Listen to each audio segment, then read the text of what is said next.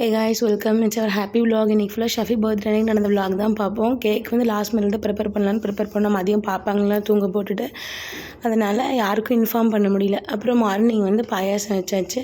ஷஃபிக்கு பருப்பு பாயாசம் பிடிக்கும். So birthday பபிக்கு பிடிச்சது எல்லாமே செஞ்சிடலான்னு அந்த அன்னைக்கு செஞ்சோம். அப்புறம் பிரியாணி, இதை கைவிட முடியலை. சரின்னு செஞ்சு சாப்பிட்டோம். சாப்பிட்டதுக்கப்புறம் செம மழை. லைட்டாக ஒரு குட்டி தூக்கத்தை போட்டுட்டு தர்கா கிளம்பியாச்சு. பாப்பாங்களாம் ரெடி பண்ணி கூட்டிகிட்டு அவங்க அப்பா நடக்கிறாரு. ஏன்னா கார் உள்ள சந்தில் வர முடியாதுன்ட்டு கிளம்பிட்டோம்.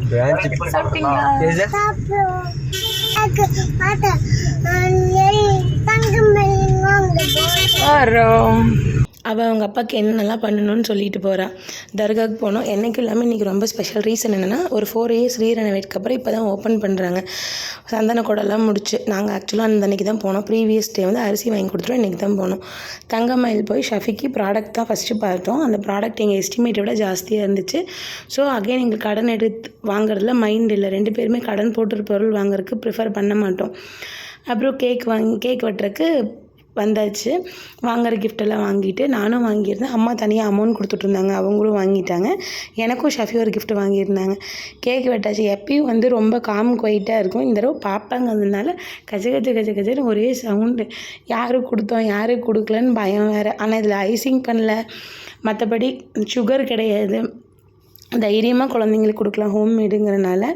இருந்தாலும் ஒரு பயம் எனக்கு இருந்துச்சு லைட்டாக. சரி, ஏதாவது சளிக்கு இது பிடிச்சிக்குமோ அப்படின்ட்டு பயப்படாமல் கொடுக்கலான்னு கொடுத்தோம்.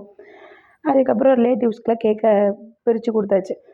இந்த இடத்துல வந்து சித்தி, சித்தப்பா, ஷமீமா இல்லை, அப்புறம் அஜி இல்லை. இந்த மாதிரி சில வருத்தங்கள் தான். ரீசன் லாஸ்ட் மினிட்ல தான் கேக் வெட்டலான்னு பிளான் பண்ணியிருந்தோம். அதுதான் ஒரு மேஜர் ப்ராப்ளம் அங்கே.